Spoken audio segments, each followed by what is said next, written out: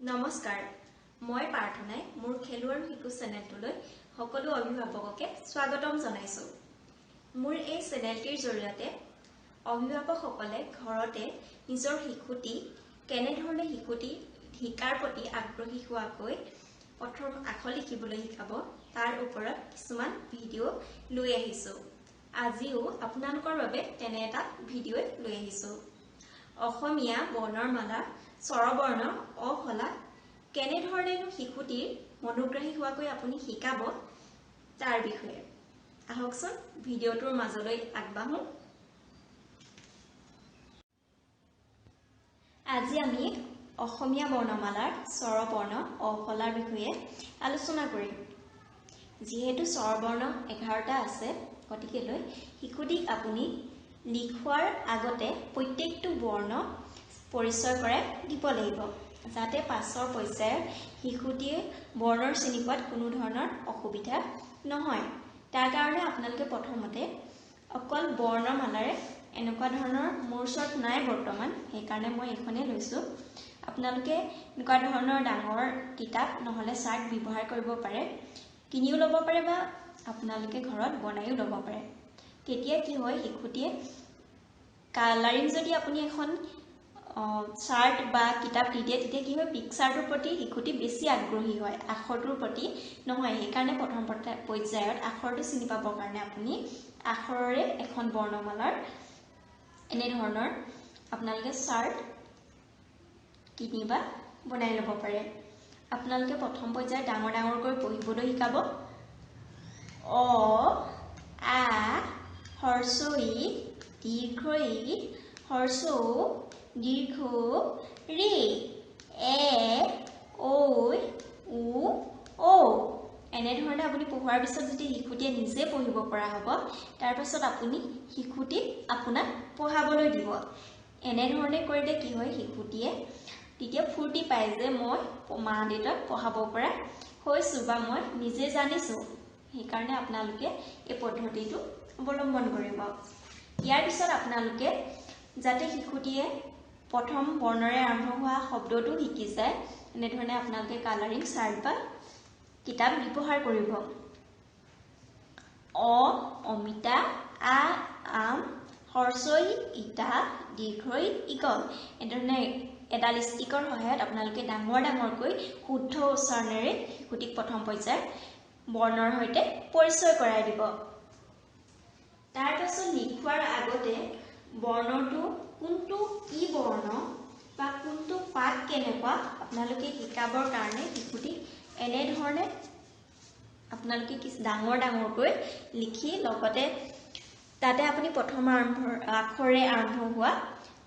আপোনালোকে শব্দটোৰে ফলে হওক বা যিয়ে নহওক আপোনালোকে আঁকি পিনি শিশুটিক মনোগ্ৰাহী কৰি শিকাব পাৰে তেতিয়া কি হয় শিশুটিয়ে শিকাৰ প্ৰতি আগ্ৰহী হয় নহলে আপুনি যদি পুনতে এটো অ লিখা বুলি যদি আপুনি জোৰজবৰদস্ত অটো লিখাবলৈ যায় তেতিয়া শিশুটি অস্বস্তিত পৰিব আৰু কি হ'ব পাছৰ পৰ্যায়ত সি লিখিবলৈ কোনো ধৰণৰ ইচ্ছা প্ৰকাশ নকৰিব আপোনালোকে এনে ধৰণে অটো লিখি অটো কালাৰ কৰিবলৈ দিব যাতে এইটো চাব জোৰটোৰ পৰা নহয় আখৰটো জোৰ পৰা আৰম্ভ হয় যত শেষ হয় আপুনি পৰ্যায়ক্ৰমে এনে ধৰণে শিশুটি কালাৰ কৰিবলৈ দিব এনে ধৰণে এটা এটাকৈ বৰ্ণ দিয়াৰ পাছত কি হয় শিশুটিয়ে সেই নিৰ্দিষ্ট বৰ্ণটোৰ লগতে যেতিয়া লাগি থাকিব বৰ্ণটো শিশুটিৰ মনত ৰৈ যাব পাছৰ পৰ্যায়ত কোনো ধৰণৰ তেতিয়া কনফিউজ নহব এনে ধৰণে আপুনি প্ৰথমতে অ বৰ্ণটো কালাৰ কৰিব দিব লাগে মই মাত্ৰ এটা আপোনালোকক ধাৰণাহে দিছো কেনেকৈনো শিকাব আপোনাৰ শিশুটি এনে ধৰণে আপোনালোকে অ বৰ্ণটো এনে ধৰণে লিখি কৰিব দিব লগতে আপোনালোকে আৰম্ভ হোৱা শব্দটোৰে এই ফলটো কালাৰ কৰিবলৈ দিব তেতিয়া কি হ'ব শিশুটি কালাৰ কৰাটো এটা বহুত ভাল অভ্যাস তেতিয়া শিশুটিৰ মনটো স্থিৰ হোৱাৰ লগতে হাতখনো স্থিৰ হয় আৰু ফূৰ্তিও পায় নিশ্চয় এনে ধৰণে আপোনালোকে নেক্সট আ বৰ্ণটো এনে ধৰণে কালাৰ কৰিবলৈ দিব আৰু লগতে আখৰটোৱে আৰম্ভ হোৱা পিকচাৰটো কালাৰ কৰিবলৈ দিব পৰ্যায়ক্ৰমে আপোনালোকে এনেধৰণে গুটেকিটা বৰ্ণ শিকাবলৈ চেষ্টা কৰিব তেতিয়া বৰ্ণবোৰ শিশুটিৰ মনত ৰৈ যাব আপুনি পাছত আখৰ লিখোৱাৰ ক্ষেত্ৰত কোনো ধৰণৰ অসুবিধা নহব তাৰ পাছত আপুনি পিছৰ পৰ্যায়ত এনেধৰণে একেখন ইয়াতে কপিটা আপুনি এনেধৰণে আখৰটো লিখি পিনি বৰ্ণবোৰ লিখি দিব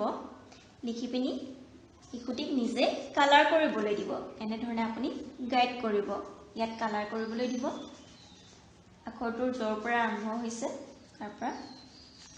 দুটা তিনিটাকৈ প্ৰত্যেক দিনে এনেধৰণে আপুনি বৰ্ণবোৰ ইয়াত কালাৰ কৰিবলৈ দিব এনেধৰণে প্ৰত্যেকটো বৰ্ণ মই মাত্ৰ দেখাই গৈছো আপোনালোকক জাস্ট এনেধৰণেনো কৰিব আপোনালোকে এনেধৰণে কালাৰ কৰিবলৈ দিব তাৰ পাছৰ পৰ্যায়ত আপোনালোকে আখৰটো চিনি পোৱা হৈছে নে নাই শিশুটিয়ে আপোনাৰ কোনটো কি বৰ্ণৰ হয় ই প্ৰকৃততে চিনি পোৱা হৈছে নে হেতু জানিবৰ কাৰণে এনেধৰণে আপোনালোকে কালাৰ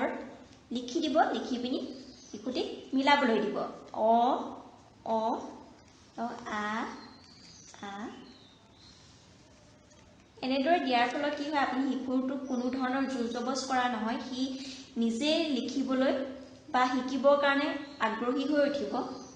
ফূৰ্তি পাব সি এনেধৰণে কৰাৰ ফলত এনেধৰণে আপুনি বৰ্ণবোৰ চিনাকি হবৰ কাৰণে